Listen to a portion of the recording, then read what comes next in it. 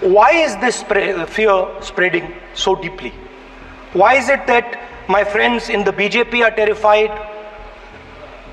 the ministers are terrified, the farmers of India are terrified, workers, youngsters?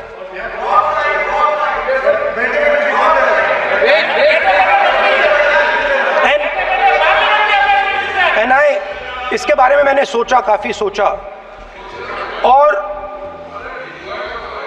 एक जवाब मैं propose करता हूं आज। स्पीकर सर, हजारों साल पहले हरियाणा में कुरुक्षेत्र में एक युवा को, अभिमन्यु को 6 लोगों ने चक्रव्यूह में मारा था। 6 चक्रव्यूह में फंसाकर मारा था।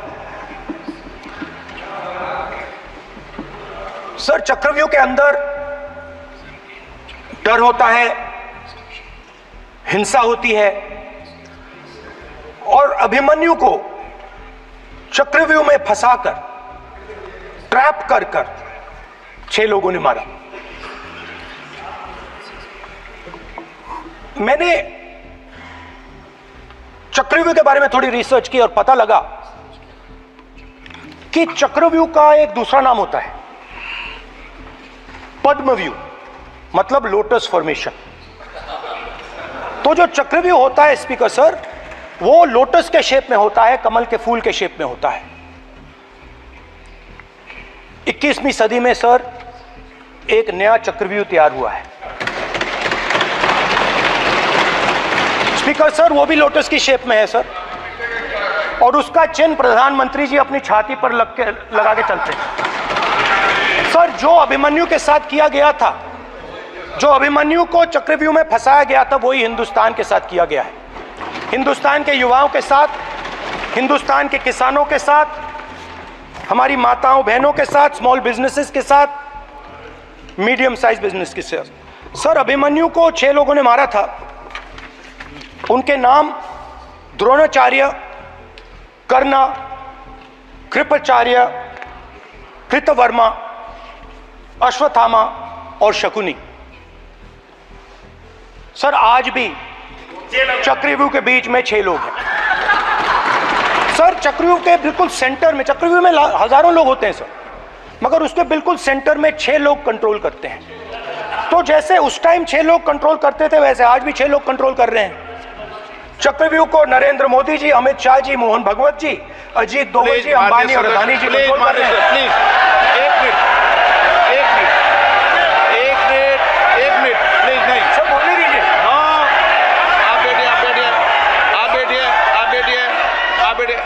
माननीय सदस्य, आप संवैधानिक पद पर हैं। आपके कई माननीय सदस्यों ने यहाँ पर मुझे लिख कर दिया है कि जो माननीय सदस्य का सदस्य नहीं है उसका नाम नहीं लें। आपने लिख के दिया है। आपने क्या, आप उसकी पालना करना चाहते हो? स्पीकर सर, गलत। मैं माननीय सर, एक minute, hold on. Speaker sir, अगर आप चाहते हैं तो मैं एक मिनट, मैं प्रतिपक्ष के नेता से ये तो अपेक्षा करूंगा सही कि वो सदन की नियम मर्यादा को बने, ये अपेक्षा करता हूँ। आप चाहे नहीं करें, पर मैं अपेक्षा करता हूँ। नहीं सर, मैं, अगर आप चाहते हैं सर, मैं NSA का और अदानी और अंबानी का नाम इस लिस्ट से निकाल देता हूँ। फिर माननीय सदस्य, आप अगर आप चाहते हैं सर। प्लीज, मैं नहीं चाहता। सदन के नियम प्रक्रियाओं से सदन चलता है। सर, अगर आप कहते हैं मैं निकाल देता हूँ। नो सदस्य, मैं 3 ही नाम यूज करूँगा। नहीं माननीय सदस्य, नहीं कहा, और आप video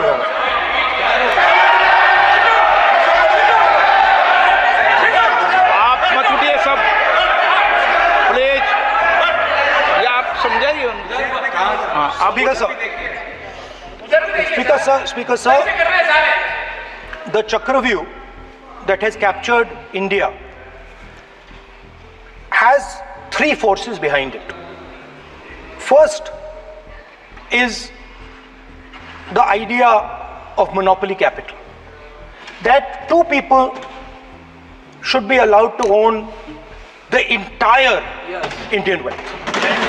So one element of the Chakravyu is coming from the concentration of financial power. The second element, sir मैं बजट को एक्सप्लेन कर रहा हूं सर, मैं आ रहा हूं, वहीं आ रहा हूं sir.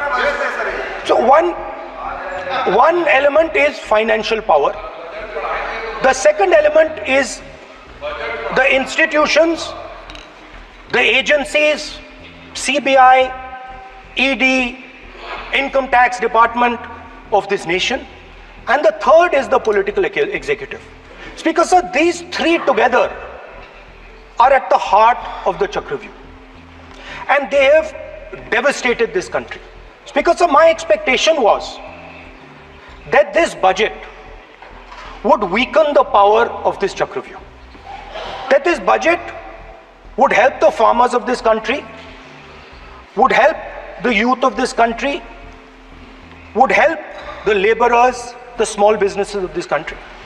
But what I have seen is that this budget, the sole aim of this budget, iski jo niyat hai, it is to strengthen this framework, the framework of big business, monopoly business, the framework of a political monopoly that destroys the democratic structure, and finally the framework of what one can call the deep state or the agencies.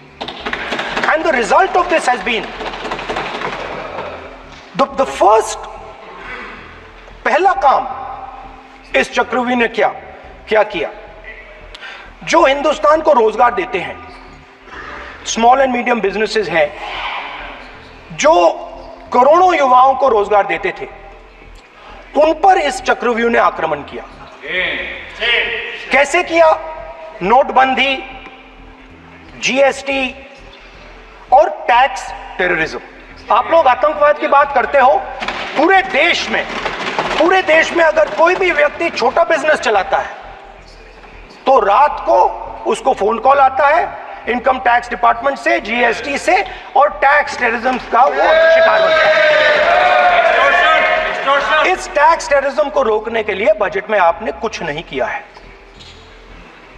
तो tax terrorism के कारण और ये जो आपकी नीतियां हैं, जो आपने कोविड के समय बड़े बिजनेसेस की मदद की और जो स्मॉल एंड मीडियम बिजनेसेस थे उनको खत्म किया, उसके कारण आज हिंदुस्तान के युवाओं को रोजगार नहीं मिल सकता है. बिल्कुल एक युवा को रोजगार नहीं मिल सकता है. अब फाइनेंस मिनिस्टर बैठी हैं, अब युवाओं के लिए आपने क्या किया?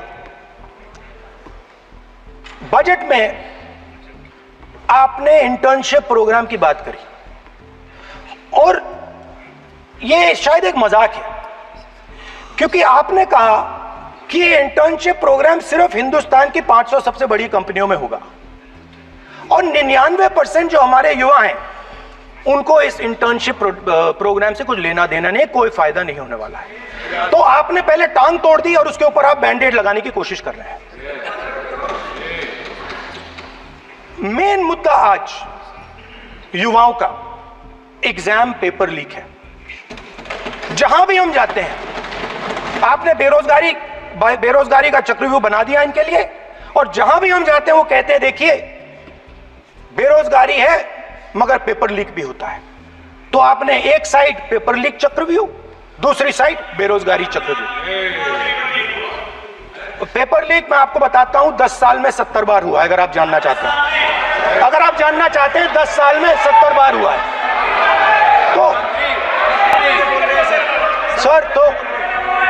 तो पेपर लीक के बारे में फाइनेंस मिनिस्टर ने बजट में एक शब्द नहीं कहा है.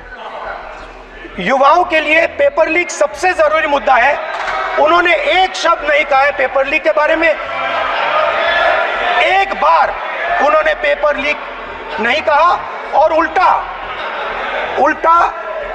जो एजुकेशन बजट में पैसा देना चाहिए था वो आपने 20 साल में सबसे कम पैसा दिया है. 2.5% of budget is gone to education. Sir दूसरी तरफ आपने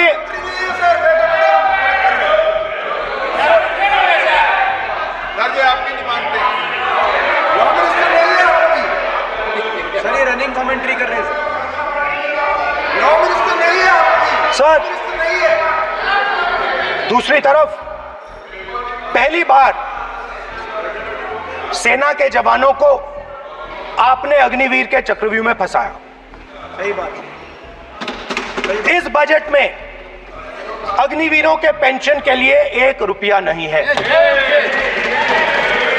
आप अपने आप को देशभक्त कहते हो, मगर जब अग्निवीरों की मदद करने की बात आती है, जवानों को पैसा देने की बात आती है, तो बजट में आपको 1 रुपया नहीं दिखाई देता। उनकी पेंशन के लिए 1 रुपया आपने नहीं दिया। तो उनको आपने अग्निवीर के चक्रव्यूह में फंसाया।